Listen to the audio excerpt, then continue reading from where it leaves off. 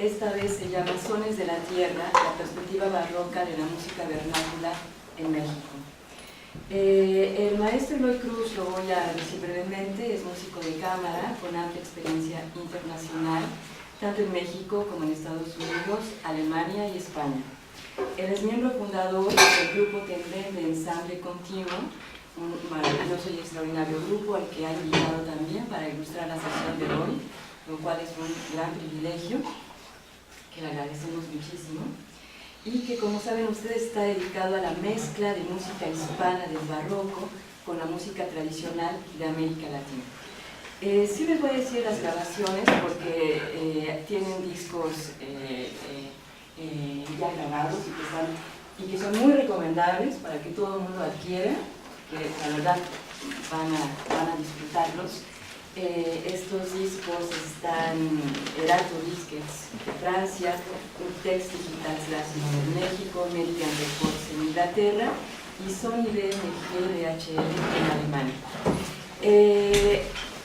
Aparte de profesor de guitarra en nuestra gloriosa Escuela Nacional de Música, el maestro Eloy Cruz ha trabajado en musicología e historia de la guitarra y es autor de un libro que se llama La Casa de los 11 Muertos, historia y repertorio de la guitarra. Bueno, pues sin más preámbulo, los voy a dejar con el maestro Eloy Cruz. ¿Qué tal? Buenas tardes. Bueno, como dijo Blanca, esta participación es en cierto modo una continuación de la que presenté hace un mes, pero es un tema distinto. La vez anterior hablaba en general de música barroca y en particular de un aspecto que es el uso de la retórica como elemento crucial en el desarrollo de la música barroca. Ahora me voy a referir a una sola de las provincias de este género de la música barroca, y es la música hispana y particularmente la música novohispana.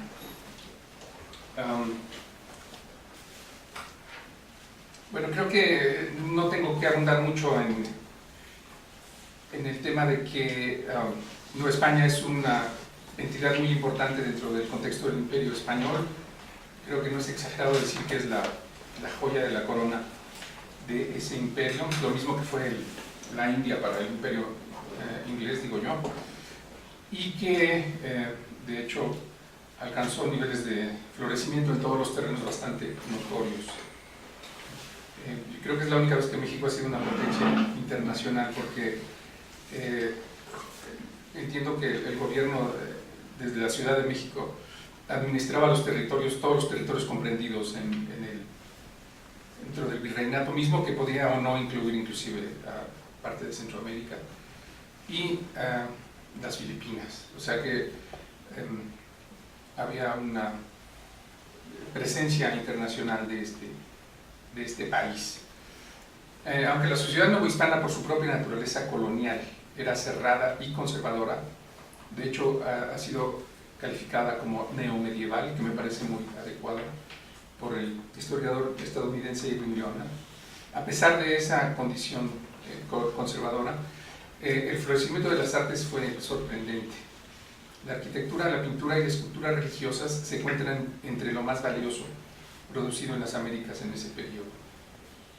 Por esta misma condición colonial, las artes no se desarrollaron de manera original, sino que fueron siempre dependientes de las creaciones de la metrópoli. Solamente en algunos casos particulares se puede señalar una especie de, entre comillas, ventaja del arte novohispano con respecto al arte peninsular. Tal es el caso de este estilo arquitectónico al que se le llama churrigueresco o barroco vestípite, y que ya desde el siglo XVIII era reconocido como más importante en su manifestación novohispana que en la manifestación metropolitana.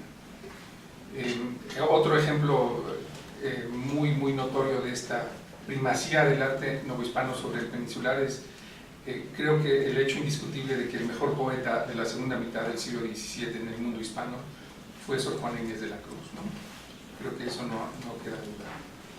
En la música, particularmente en el terreno de la música, no hubo desarrollos originales. No hubo algo que se originara aquí que fuera distinto o novedoso con respecto a la península. La producción musical novohispana durante los 3 siglos de la conquista sigue fielmente los estilos llegados de la península, aunque con considerable retraso. Musicalmente este país fue muy conservador en ese largo periodo. La mayor parte de los compositores conocidos de aquella época son españoles, y en la segunda mitad algunos italianos. Solamente hay unos cuantos que hayan nacido aquí, pero su tradición era absolutamente la misma que aquella de la península. No me quiero referir a la música novohispana como un coto cerrado, encasillado en la iglesia y en el convento.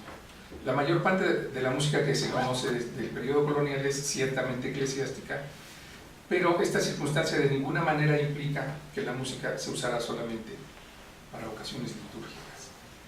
En realidad, las ocasiones, entendidas de manera general, o sea, los momentos en los que se practicaba, me quiero enfatizar, se practicaba la música, eran virtualmente todas las ocasiones de la vida humana en sociedad.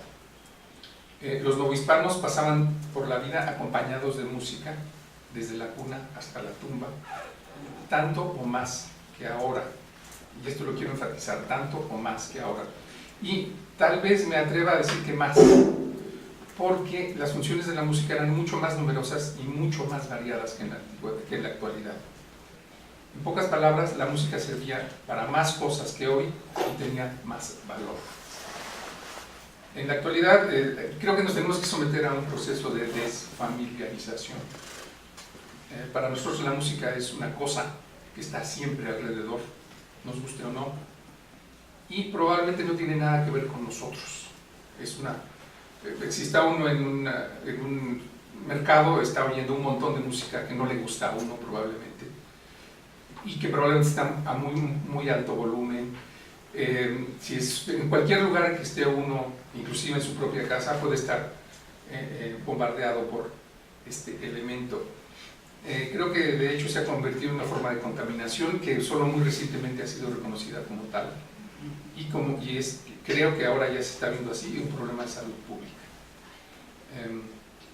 Estamos rodeados de música, pero no la oímos, y ciertamente, excepto casos absolutamente excepcionales, no la producimos. Muchas veces la música que nos rodea no significa nada para nosotros. En la época colonial el panorama sonoro era absolutamente distinto, absolutamente contrastante. La música era absolutamente significativa, tenía un valor muy alto, era uno de los principales vehículos de adoración, para empezar. No existía la posibilidad de la liturgia, o sea, de la adoración pública de Dios en el contexto de la religión católica, sin la música. Entonces, en tanto que la religión permeaba todos los elementos de la vida, la música estaba también allí presente. También era la música un elemento crucial de cohesión y de identidad sociales. Esto es, la música era uno de los elementos, por así decirlo, de nacionalidad de todos y cada uno de los grupos que vivían en este país, o más bien las músicas. Cada grupo tenía su música, lo cual no implica que hubiera una cuestión social global muy grande, distinta de la que tenemos hoy, que como veremos más adelante. Pero la música es como un gran elemento cohesionador y también un elemento diferenciador dentro de este mismo contexto social. En pocas palabras, era el acompañante del bautizo, la boda y el velorio. Y también era una de las principales actividades del ocio productivo. Ante todo, y me refiero a esto último del ocio productivo, era una cosa autogenerada.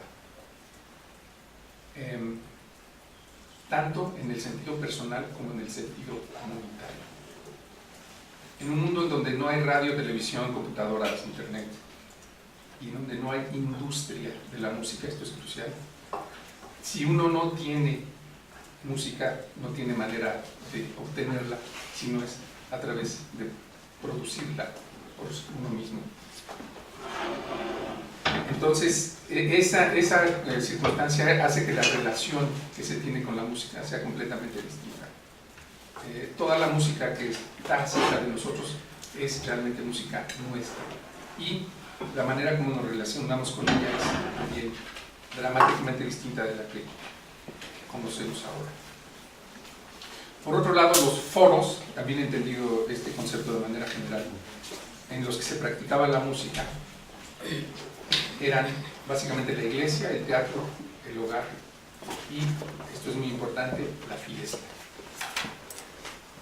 Insisto en decir que me refiero a foros de manera muy general, no me refiero a un teatro en particular o a un recinto, sino a las categorías de lugares en los que se practicaba la música. Cubren en realidad todos los campos de la actividad social. Me estoy refiriendo a todo esto como introducción para el tema que se anunció, que es los sones de la tierra, para que quede un poquitito contextualizada. La iglesia era el principal patrón de la música, entre comillas, formal. Era la institución que daba una estructura musical a la sociedad. Había música en las catedrales, en los conventos, en las basílicas, en las parroquias, en las capillas, y también es muy interesante en los colegios. Toda aquella institución que podía permitírselo tenía una estructura musical organizada. Creo que queda claro que la Catedral Metropolitana de México tenía una capilla de música casi desde su fundación, y que esa capilla de música era una estructura bien organizada. Había uno de los canónigos, el chantre, que estaba a cargo de la organización de la música. Como les dije hace rato, la música era crucial para el culto divino, entonces no era como un lujo o como una diversión, sino que era una parte sustancial, absolutamente indispensable del culto. Bueno, eso como que no hay duda.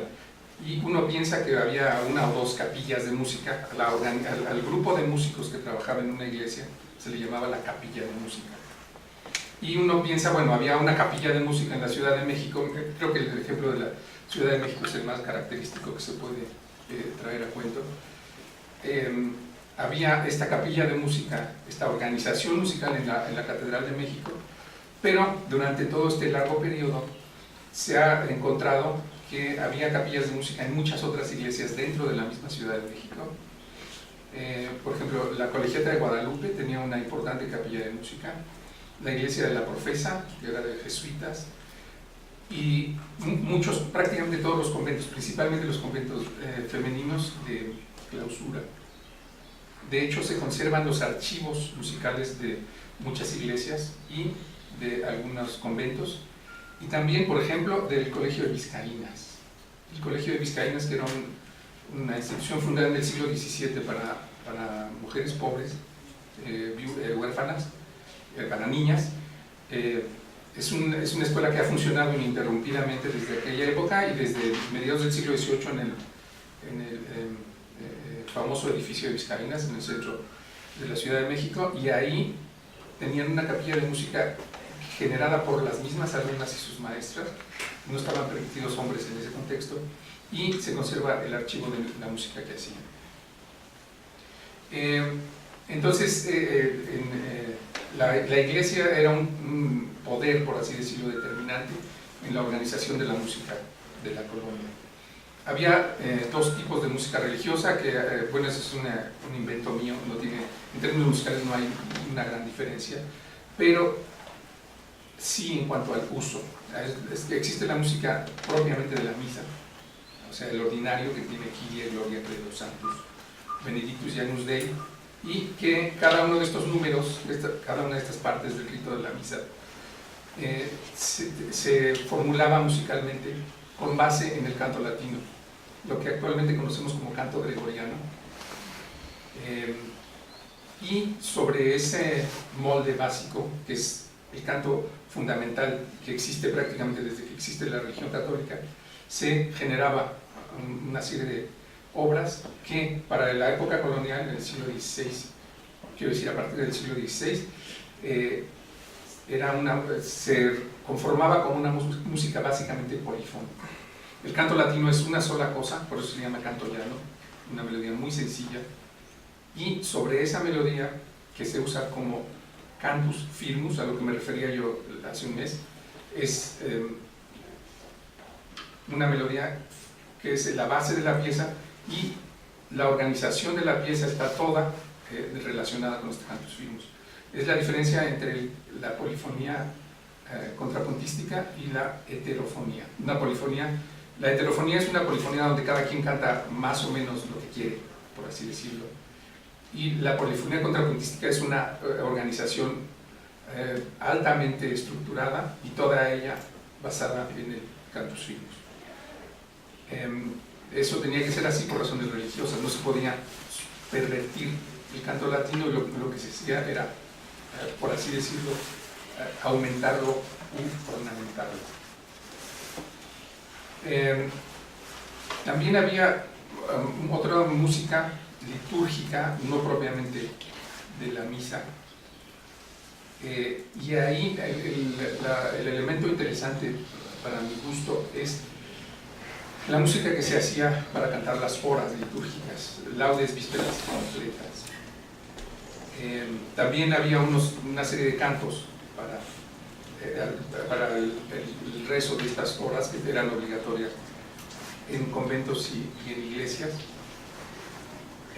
pero algunas veces se convertían, el canto el rezo de estas horas se convertía en una festividad pública y se componía música para ella. Pero como no era una ocasión propiamente de la misa, sí era una ocasión litúrgica, pero no era una misa, la música de este culto no era igual que la música de la misa. El caso particularmente interesante para mí es el de los villancicos. Principalmente para el canto de la víspera, en muchas festividades religiosas, ese canto de la víspera se convertía en una ceremonia pública en vez de ser una ceremonia privada para la comunidad del convento o de la iglesia, y se componía música especial para ella. El villancico es un género musical español característicamente ternario, o sea, tiene 3 secciones, A, B, A. Primero se canta una música, después una segunda parte, y después se repite la primera. Es una tradición española muy antigua que para esta época era una parte crucial de estas celebraciones.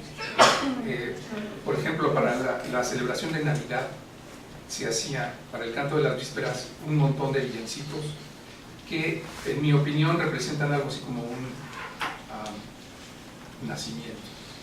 Esta cosa, este altar que se pone todavía en México en algunos lugares, en donde en el centro está el pesebre con, etcétera, el nacimiento en sí, y luego hay un montón de figuras prototípicas que van a la adoración. Van los pastores, y van los santos reyes, y está el diablo. Es bastante estándar, está bastante estandarizado el concepto de nacimiento. Y en estas celebraciones de vísperas de Navidad también había un montón de villancicos en los que todo el mundo tenía que ir a adorar al Niño Dios, y por eso los villancicos son música religiosa que no está en latín, como suele ser la música de la misa, sino que representan como viñetas, como los mismos personajes del nacimiento que van a adorar al Niño Dios. Aquí también hay personajes, cada villancico representa un personaje. Y entonces hay villancicos de catalanes, villancicos gallegos, villancicos de negros, villancicos de indios. Cada uno de estos villancicos que representa al grupo de negros que va a adorar a Dios, o al grupo de catalanes que va a adorar a Dios, o al grupo de lo que sea, están hechos en español, pero en un idioma que imita el de ese grupo social. En un momento vamos a oír algunos de sus villancicos. Cada catedral, o bueno, cada institución tenía su capilla de música, lo que les digo, este grupo de músicos que estaban divididos en 2, cantores y ministriles. Los cantores eran los cantantes y los ministriles eran los instrumentistas. como las mujeres no estaban permitidas en el oficio divino, las voces más agudas eran cantadas por los niños, que se llamaban los seises, por una tradición antigua en la catedral de Sevilla, en donde siempre había 6 niños, y desde entonces les llamaba los seises, aunque no fueran 6. Y también tenía una escoleta, o sea, una escuelita donde se daba clases a los seises. O sea, no era nada más una serie de gente que iba a tocar y cantar, sino que había una organización, una estructura. La Capilla de Música de la Catedral de México existe desde 1538, si no mal recuerdo, casi desde que se fundó la catedral, hasta mediados del siglo XIX. Creo que hasta las guerras de Reforma sobrevivió la capilla. Se conocen los nombres de muchos maestros de capilla.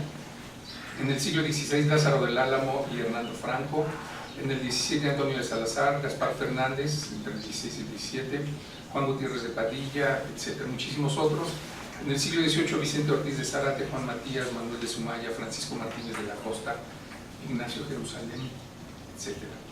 Estos músicos, compositores, representan el corpus principal de compositores en la Nueva España durante el periodo virreinal, y lo único que se puede decir de ellos es que todos ellos compusieron música religiosa, pero en tanto que su existencia cubre un periodo de 300 años, la variedad estilística, estética y de dotaciones es muy grande. Quiero que oigan algunos ejemplos de la música religiosa y también de otros tipos a los que me referiré en un momento. Primero quiero que oigan la música del primer compositor del que existe obra en nuestra época, un compositor español llamado Hernando Franco, que estuvo activo en la Catedral de México a finales del siglo XVI. Él compone en un estilo totalmente polifónico, y su estilo es absolutamente similar, bueno, igual, idéntico a los de los principales compositores, al estilo de los principales compositores españoles de ese momento, y de hecho se considera que es el principal compositor de música renacentista en el continente americano. Este es un Salve Regina, cantado por el coro de la Catedral de Westminster en Inglaterra, que tiene sopranos infantiles.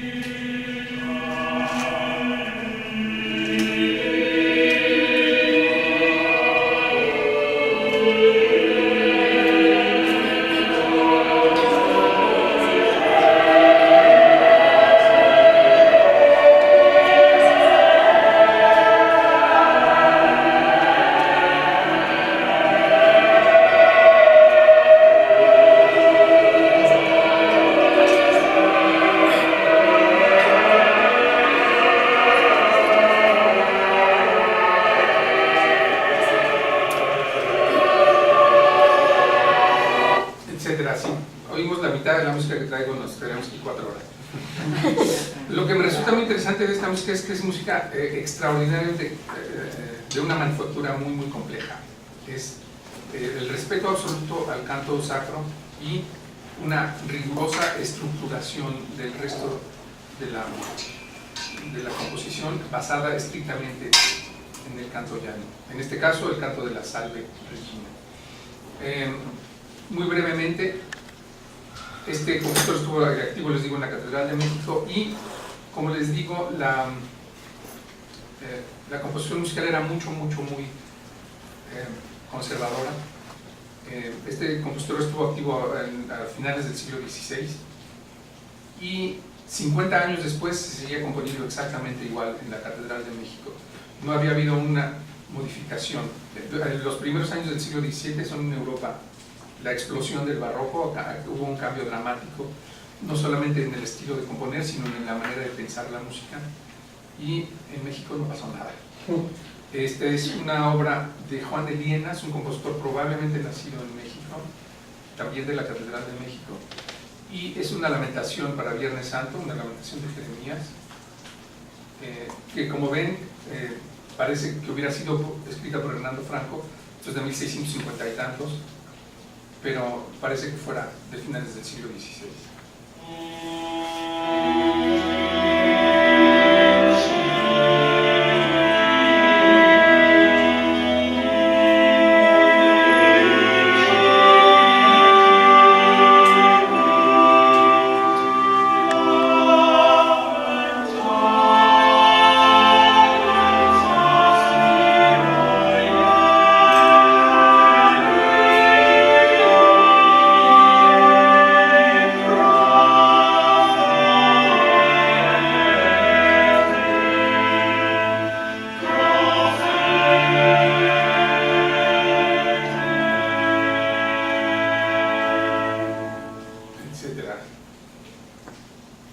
Ahora, con respecto a los villancicos, tienen un estilo absolutamente contrastante y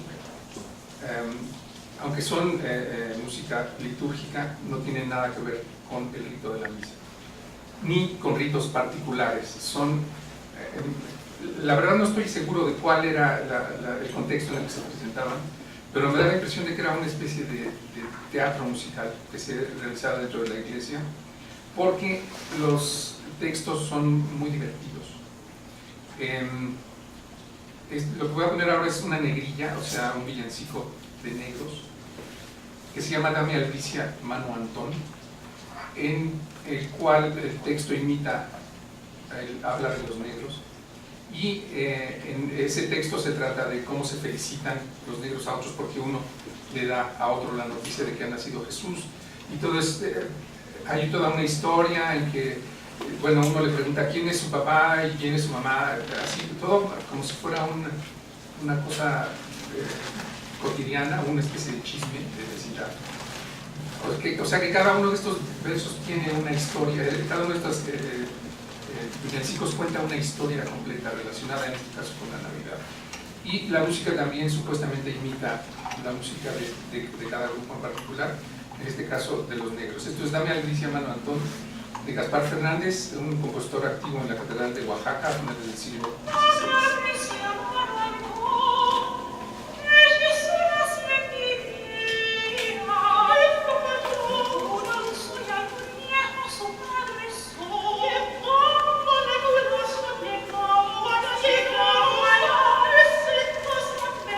No entienden el texto, pero bueno, no sé si ven. Dame Albricia, Mano Antón, que Jesús nace en Guinea, o sea, en África. ¿Quién lo parió? Una algunsuya, o sea, doncella, y un viejo, su padre solo. Llevámosle colación, llegamos allá, ese cosa me panta. Jejejeje, ¿cómo que llegaré y lo miraré? Ja, ja, ja, ja, ¿cómo que llegará y lo miraré? Que túrulo negro le bailarán al niño Jesús.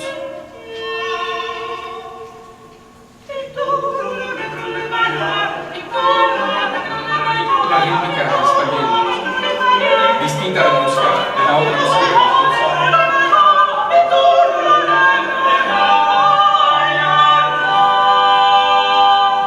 religiosa, etc. Como ven, es un tipo de música religiosa dramáticamente distinto de la música de la misa, del oficio propio de la misa. Este es otro ejemplo, un villancico de gallegos. Es un galleguinho y está hablado supuestamente en gallego. Si al nacer mi niño siquiera, por miña fe que lo proba la tierra. Y la música imita la gaita. Presenta sonidos largos,